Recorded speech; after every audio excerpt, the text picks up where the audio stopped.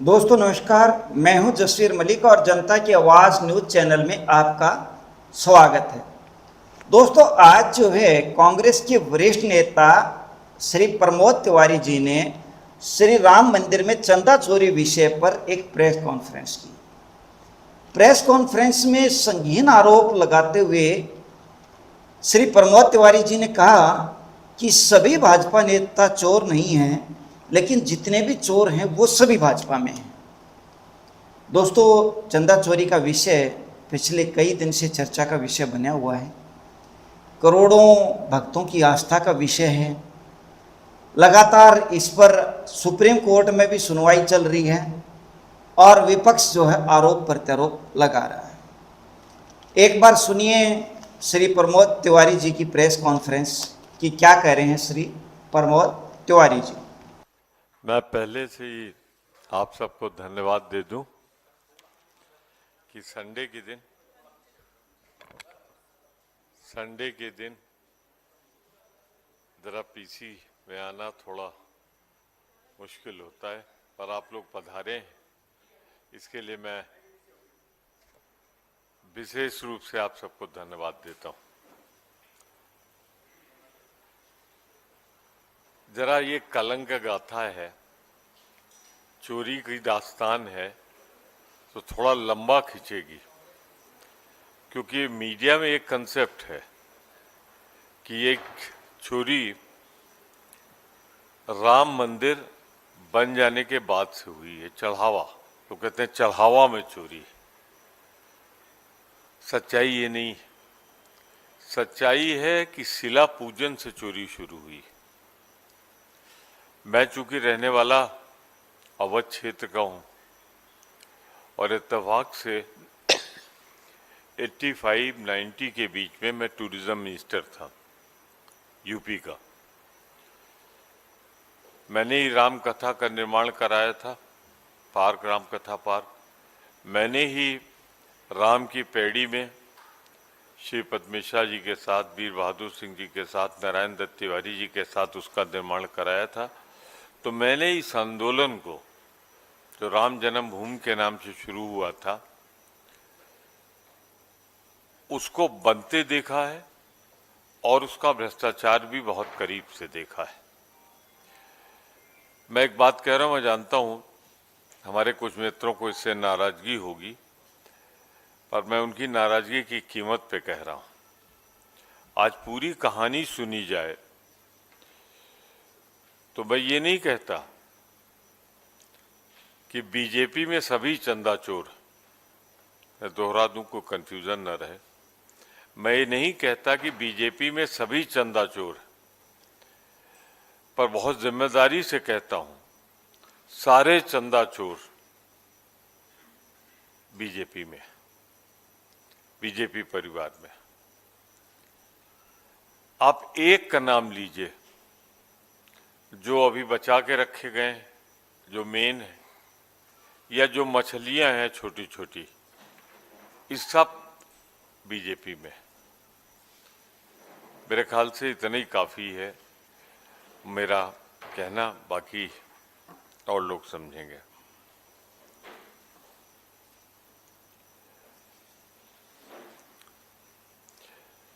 ये आंदोलन जब चला तो एक ही नारा लगता था, शुरुआत का नारा, रामलला हम आएंगे, मंदिर वहीं बनाएंगे। जब उत्तर प्रदेश में बन गई बीजेपी की सरकार तो मैंने विधानसभा में, तब मैं कांग्रेस का नेता था, फ्लोर का, यूपी में, तो मैंने कल्याण सिंह जी से पूछा, भाई अब आ गया, मंदिर कब बनेगा? तो उन्होंने जवाब दिया था मुझे कि जब केंद्र में सरकार बन जाएगी तो हम कानून बना के, ये प्रोसीडिंग में, मंदिर का निर्माण कराएंगे, क्योंकि मामला हाईकोर्ट, उस समय हाईकोर्ट में था। फिर अटल जी की सरकार बन गई, 13 दिन 13 महीने और 6 साल वाली। तब मैंने 2-3 बार पूछा कि भाई ये प्रदेश में भी सरकार है, केंद्र में भी सरकार है, ये कानून कब बनेगा, मंदिर कब बनेगा? तो कल्याण सिंह जी ने कहा अभी रुक जाइए।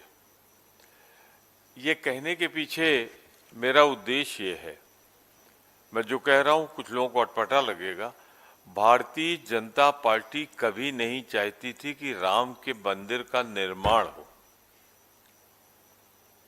वो सिर्फ राम के मंदिर का मुद्दा चाहती थी। मैं दो उदाहरण दूंगा जो शायद लोगों को याद ना हो। बड़ा भारी पाप हुआ था जब मामला चल रहा था, और चलते हुए मामले में 6 दिसंबर 92 को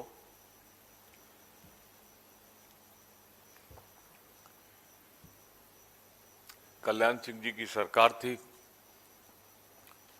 और 6 दिसंबर 92 की घटना हुई, जो विवादित ढांचा था वो गिराया गया। तो आप ताजुब करेंगे, विधानसभा भंग हुई और 1993 में चुनाव हुआ। भारतीय जनता पार्टी 235 से घटकर 175 पे आ गई। राम मंदिर का पूजन हुआ अधूरा, बिना मंडप के, बिना झंडे के। किसने किया? मोदी जी ने। भारतीय जनता पार्टी घट के 306 से लाख बेईमानी करने के बाद पहले तो 239 पहुंची। तो इनका फायदा था मंदिर मुद्दा जिंदा रखने में, उसमें हिंसा होती रहे, उसमें डिमांड चलती रहे। इसमें बहुत बड़ी वजह ये मैं मानता हूं कि ये मंदिर बीजेपी ने नहीं बनवाया, ये मंदिर सुप्रीम कोर्ट के ऑर्डर से बना। मजबूरी हो गई, बनाना पड़ा।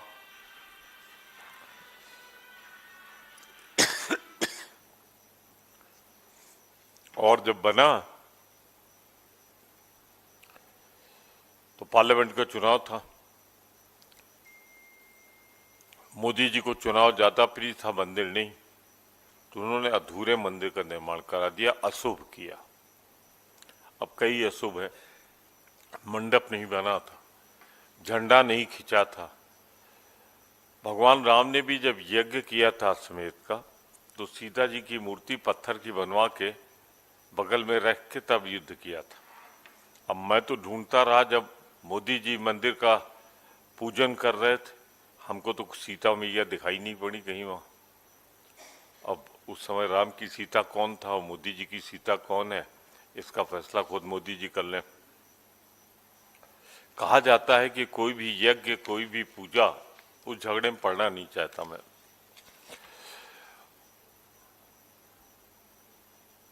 उस समय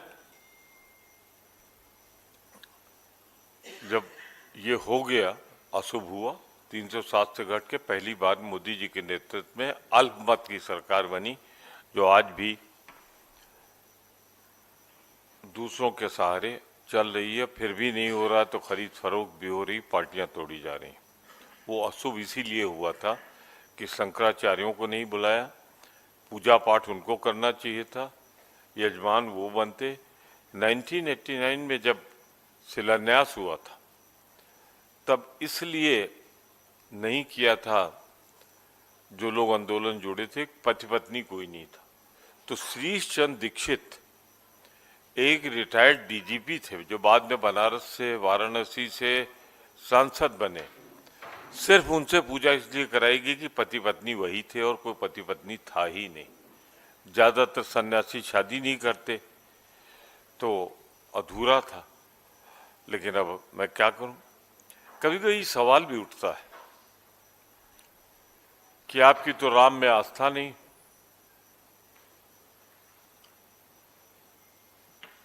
आप काल्पनिक मानते हैं। वो राम सेतु का उदाहरण देते हैं ना, पर राम सेतु का जियो किसने जारी किया? अटल जी की सरकार ने। तो हम काल्पनिक नहीं मानते कि वो तो जियो है, वो झुटलाया नहीं जा सकता, जिसको चाहिए हमसे ले लेगा। तो राम सेतु जो एक जिसको काल्पनिक कह देते हैं, कुछ लोग कहते हैं कि कांग्रेस ने ऐसा किया। जियो उसका जारी अटल जी के टाइम में हुआ, जो आज तक नहीं पूरा हो पाया, सुप्रीम कोर्ट में लंबित है।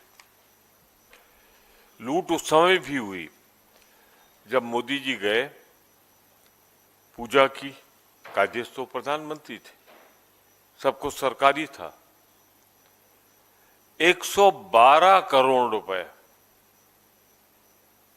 सिर्फ पूजा पे उद्घाटन में खर्च हुआ।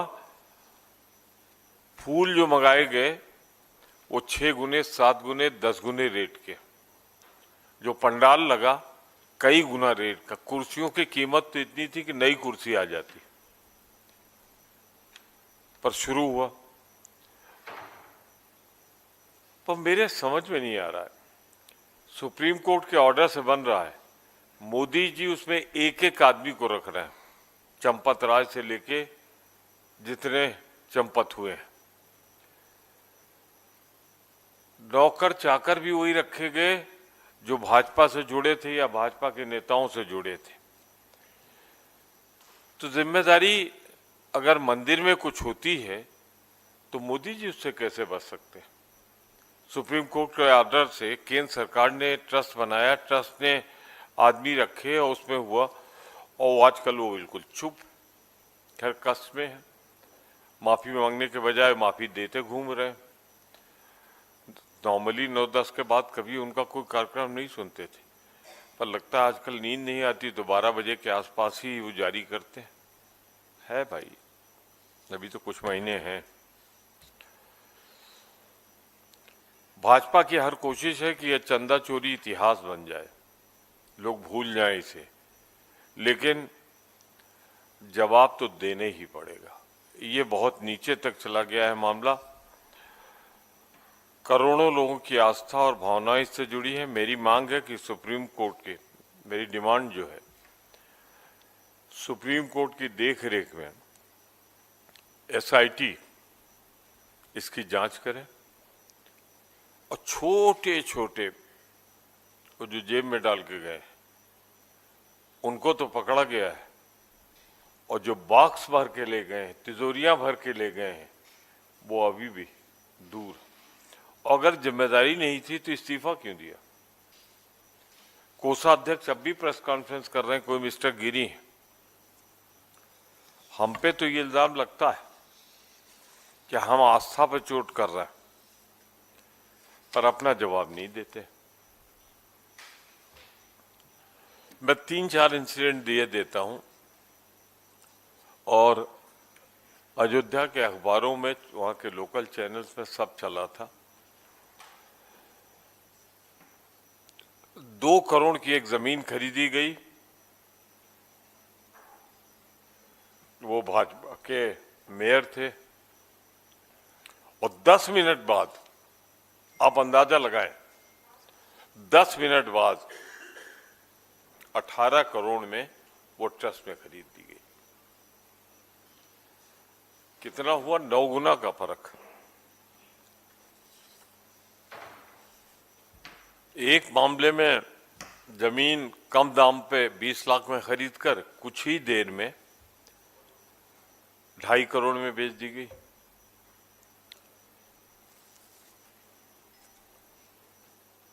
सबसे बड़े जो भूमि सौदे 10 हुए हैं अयोध्या में, ये फिगर बड़ा इंपॉर्टेंट है। 7 मंदिर के हुए हैं जो बड़े हुए हैं, और सब में यही खेल है। सर्किट रेट 17 गुना अधिक रकम का भुगतान किया गया। ये सभी 7 जो भूखंड है राम मंदिर से दूर है। क्या करेंगे वहां मुझे नहीं मालूम, पर खरीदे गए वही जो चंदा था, चढ़ावा था। फिर उसके बाद कहानी शुरू होती है, जब सुप्रीम कोर्ट का जजमेंट आता है तो सारे साधु संत जिन्होंने अपना जीवन अर्पित किया उन्हें बाहर कर दिया जाता है। इसमें रखे कौन जाते हैं? भाजपा परिवार के लोग। अब जो वहां सिक्योरिटी लगी है वो एक एक्स भाजपा एमपी के है, 200 से ज्यादा निजी गार्ड रखे गए हैं उनके।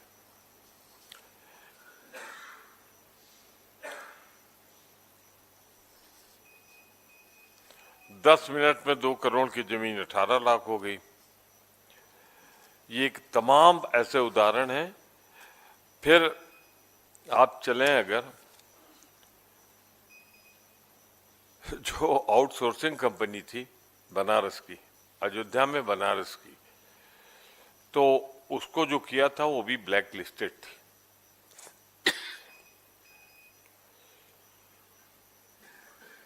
अभी तो छोटी छोटी चीजें हैं, लाख वाली 40 दिन में 70 बार पकड़ा गया, तो इसमें तो वही डाला होगा ना जो जेब में ले गए, और किसी चीज में तो ले नहीं जा सकते थे। तो जेब क्यों नहीं हटा गिनने के समय, ये भी एक साजिश का नतीजा है। और कोषाध्यक्ष जी गिरी जी हैं एक, उनके थे 3 करोड़ की चोरी हुई। कहां से गिन लिया भाई आपने? मैं मानता हूं 3 करोड़ नहीं, इससे कई गुना, क्योंकि तो 40 दिन का है। ये तो चल रहा है 1988 से खेल, 87 से, 89 से, इसमें तो सैकड़ों करोड़ रुपए की लूट हुई। आखिर शिला जिसने पूजी है उसने भी तो चढ़ावा ही दिया है, वो भी तो चंदा है। सोने जवाहरात पिघला के बेचे गए, इसका पैसा शेयर मार्केट में लगा है, इसका पैसा उधार उठाया गया है, रिश्तेदारों के बैंक के खातों में गया है। चलिए साहब, ये तो जोड़ लेंगे कितने 100 करोड़ का गया, 1000 करोड़ का गया, एसआईटी बन जाए, सुप्रीम कोर्ट निगरानी कर ले, पर उस आस्था का क्या होगा जो बेशकीमती है, जहां लोगों ने अपना पेट काट के 2 रुपए, 5 रुपए, 10 रुपए चढ़ाया है। हम चाहते हैं उस आस्था की चोरी करने वालों का हिसाब किताब हो, दोषी वो हैं। पर एक सवाल मेरे मन में है, वो पूछ के फिर मैं आपको आमंत्रित करूंगा। जब ट्रस्ट का गठन सुप्रीम कोर्ट के ऑर्डर पे प्रधानमंत्री जी ने किया, तो इस घोटाले की जवाबदेही कौन देगा? मेरा कहना है प्रधानमंत्री, कि सुप्रीम कोर्ट के बाद ट्रस्ट का गठन तो उन्होंने किया और सब ठीक ही है, तो ये चंपत राय बंसल और ट्रस्टी अनिल मिश्रा ट्रस्ट के विशेष आमंत्रित सदस्य गोपाल राव ने इस्तीफा क्यों दिया? इस्तीफे के बाद बड़ा एक मासूम सा सवाल आप लोगों ने दिखाया था कि हमें ही नहीं मालूम था कि इस्तीफा देने के बाद वो स्वीकार हो जाएगा। ये तो उसमें जो शामिल थे एक्स सॉलिसिटर जनरल राज्यसभा के सदस्य थे, उन्होंने बताया कि once you tender the resignation it can not be taken back, वापस नहीं लिया जा सकता। तो शायद इसलिए दिया था कुछ ड्रामा चलता, उसके बाद मान लेते। तो मैं कुछ तथ्य रखे हैं और मैं पूरी तरह चाहता हूं, संडे के दिन है तो आप आ ही गए हैं, तो जितने सवाल चाहिए पूछ लीजिए।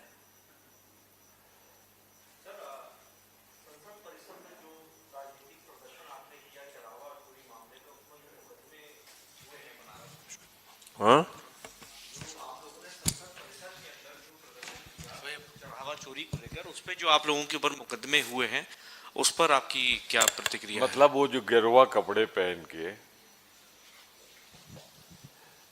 पप्पू यादव जी, जो 5वीं या 6वीं बार शायद सांसद हैं, निर्दलीय हैं, वो गेरुआ कपड़े पहन के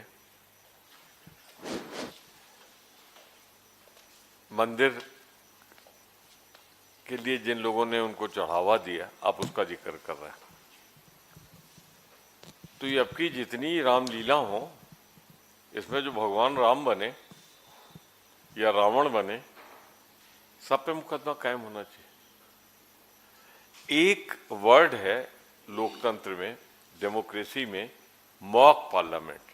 मॉक पार्लियामेंट, तो जब अंदर नहीं बोलने दोगे, हमें अपनी बात नहीं रखने दोगे, तो बाहर तो मॉक पार्लियामेंट कितनी बार चली, सैकड़ों बार चली। और फिर गेरुआ कपड़ा पहनने के लिए अभी तो फिलहाल लाइसेंस की जरूरत नहीं। फिर अगर इससे अपमान हुआ है, भावनाएं आहत हुई हैं, तब ये भावनाएं 3 दृश्य में दिखा रहा हूं कहां थी। एक में मोदी जी विशालकाय बड़े से, और भगवान राम ऐसे जा रहे हैं जैसे स्कूल छोड़ने बच्चे को जा रहे हैं, खुद तो सर्टिफिकेट का पता नहीं बच्चे को कहां लेके जा रहे हैं। दूसरा है मोदी जी एक पतंग उड़ा रहे हैं और पहाड़ जो उठा लेते थे उंगली पे, वो बजरंगबली पतंग बने हुए, तब भावनाएं आहत नहीं हुई। तो जो इनको मोदी जी को सजा मिले वही पप्पू को मिले। तीसरा है हद हो गई। ये मेरे लखनऊ की घटना है। अभी इनके नितिन नवीन जी गए थे, तो वहां नाचने के लिए किसको मुकर्रर किया गया था मालूम है? बजरंगबली को। ये लीजिए, ये तीनों मैं यहीं रख दे रहा हूं, आप लोग इसको आराम से देख लीजिएगा। तो पप्पू जी का हिसाब करने के पहले ये लोग हिसाब अपना तो दे दें, मोदी जी अपना दे दें, उत्तर प्रदेश के मुख्यमंत्री जी थे वो अपना दे दें, और पतंग उड़ाते हुए नरेंद्र मोदी जी दे दें। और जितनी रामलीला हो उसमें जो जो गिरवा कपड़े पहने उसके खिलाफ भी मुकदमा कायम। तो ये तो कुछ ऐसे लोग हैं जिनके प्रति मेरे मन में बड़ा आदर है। आदर इसलिए कि वो गिरवा कपड़े पहन के साधु हैं, लेकिन कभी कभी भारतीय जनता पार्टी उनका उपयोग गलत सलत कामों में कर लेती है। यही जवाब है मेरा।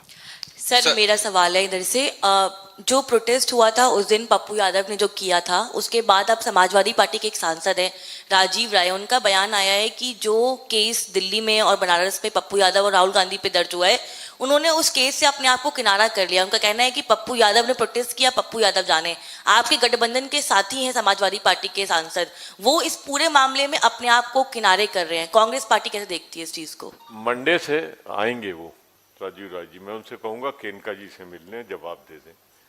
अब कहा उन्होंने, उनसे मेरा क्या रिश्ता है? गठबंधन हो गया। आर यू श्योर गठबंधन हो गया? अरे इंडिया अलायंस में है, तो इंडिया अलायंस में जो कुछ भी कोई करे उसका जवाब मैं कैसे दे सकता हूँ? उनके मन में क्या है, वो क्या सोच रहे हैं, क्या विचार करके कह रहे हैं, तो मैं यही कहूंगा कि इसका जवाब राजीव राय जी देंगे। हाँ, मैं इस बात से सहमत हूँ उनके इस अंश से कि ये कोई अपराध नहीं बनता, कोर्ट में ये खत्म हो जाएगा। अब वो पैसा, अगर मैं तो कहता हूँ गिरवे कपड़े न पहने हो, कोई खड़ा हो जाए मांगे कि हम इसे अयोध्या के लिए दे रहे हैं, तो अगर राहुल जी ने दे दिया और वो जा रहा है अयोध्या, तो इसमें बुराई क्या है? सर अभी राहुल जी क्या गलती? एक बार फिर पीएम मोदी ने नशा मुक्ति अभियान के जरिए युवाओं से एक बार फिर बात की। हम देखते आ रहे हैं पिछले कुछ दिनों में वो रात को इंस्टाग्राम पे वीडियो डालते हैं। अभी युवाओं को संदेश देते हुए पीएम मोदी ने कहा है कि भारत का युवा बहुत समझदार है, गंभीर है, युवा भारत की अमृत पीढ़ी है, अगले 20-25 सालों में जीवन को भी दिशा देंगे युवा, और 2047 में भारत को विकसित भारत बनाएंगे, और युवा जो है वो इस विकसित भारत के शिखर पर बैठे रहेंगे। अरे इधर उधर की बात न करो मोदी जी, पहले 2 बातों का जवाब दो। पार्लियामेंट के लिए आप रिस्पॉन्सिबल हो कि नहीं? Article 75 of the constitution speaks that the prime minister and his cabinet is responsible to the parliament. कहाँ है अमित शाह जी, कहाँ है मोदी जी? इन सवालों पे पार्लियामेंट में आते क्यों नहीं? पहले वहां आ जाए, फिर रात में 12 बजे प्रवचन देना बंद करें। सर जिस तरीके से पार्लियामेंट चल रहा है, लगातार हम देख रहे हैं कि कार्य स्थगित हो जाता है, जनता के मुद्दे धरे के धरे रह जा रहे हैं। इसी बीच में हमने देखा जब राहुल गांधी जी को बोलने का मौका मिला तो उन्होंने इडियट्स और अंधभक्त जैसे शब्दों का प्रयोग जब किया तो अनुराग ठाकुर ने उनके खिलाफ जो है विशेषाधिकार हनन प्रस्ताव लेकर के आए। आप किस तरीके से देख रहे हैं, क्या ऐसे शब्दों का प्रयोग संसद में उचित था आपके अकॉर्डिंगली? मैं समझता हूं किसी बात को कहने के लिए बहुत से शब्द प्रयुक्त होते हैं। ये विशेषाधिकार है स्पीकर का कि अगर उनको लगता है पार्लियामेंट्री निकाल दें, पर बात जो कही जाती है वो कही जाती है।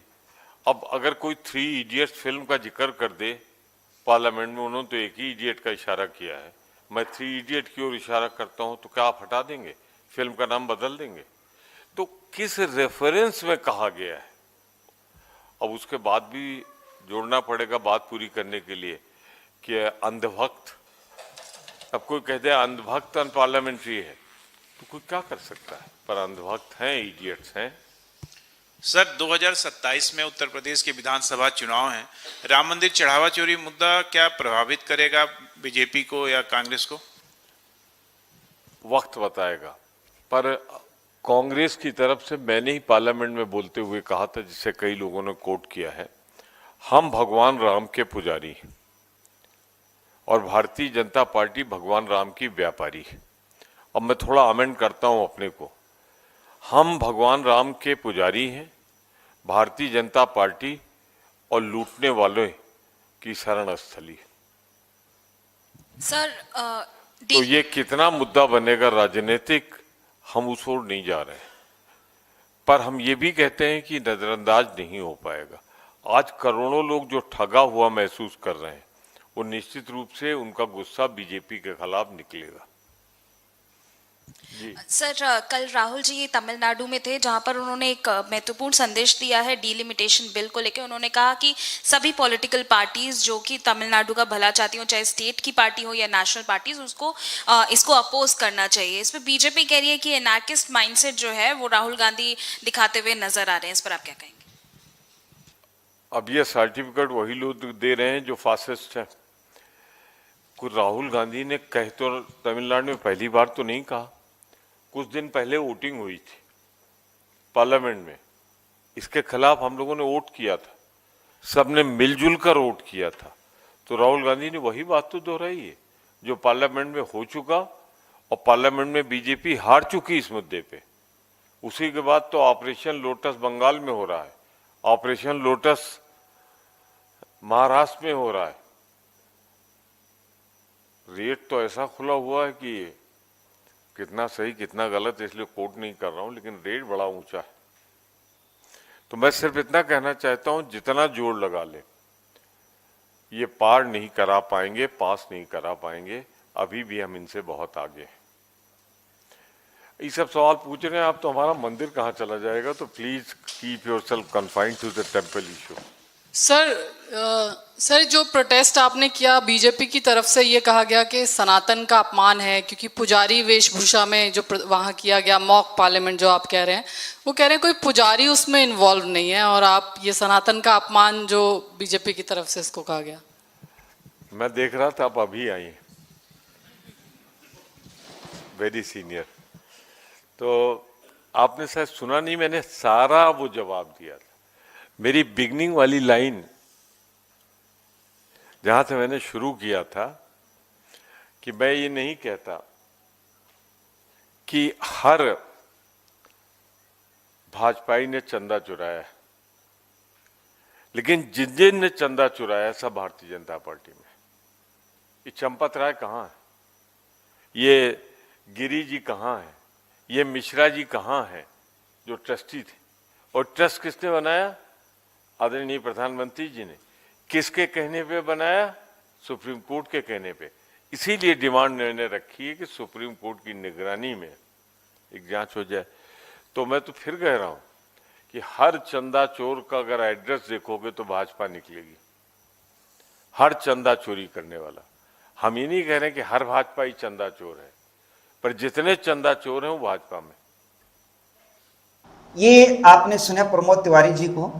यहाँ पे श्री तिवारी जी ने कहा कि भारतीय जनता पार्टी चाहती है कि ये जो मुद्दा है इतिहास बन जाए और कभी जनता के सामने ना आए, लेकिन यह मुद्दा दब नहीं सकता।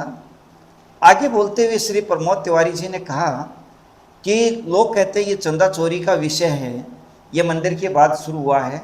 वास्तव में चोरी जो है वो शिलाओं की चोरी से निर्माण के समय से ही शुरू हो गई थी। इससे आगे आरोप लगाते हुए तिवारी जी ने ये कहा कि जमीन घोटाला भी बहुत ज़्यादा हुआ है, जिसमें उन्होंने एक एक तथ्य सामने रखते हुए, अभी आपने देखा कि प्रेस कॉन्फ्रेंस में कई घोटाले जमीन के भी गिनाए। दोस्तों दरअसल जमीन का मामला हो, चाहे शिला चोरी का मामला हो, चाहे निर्माण का मामला हो, या फिर निर्माण के बाद मंदिर चोरी का मामला हो, ये सारे मामले जो है लोगों की आस्था श्रद्धा से जुड़े हुए हैं। इसमें कोई दो राय नहीं है, जिसने भी राम मंदिर के साथ गुस्ताखी की है भगवान श्री राम उसको माफ़ नहीं करेंगे और उसको पक्का सज़ा मिलेगी ही मिलेगी।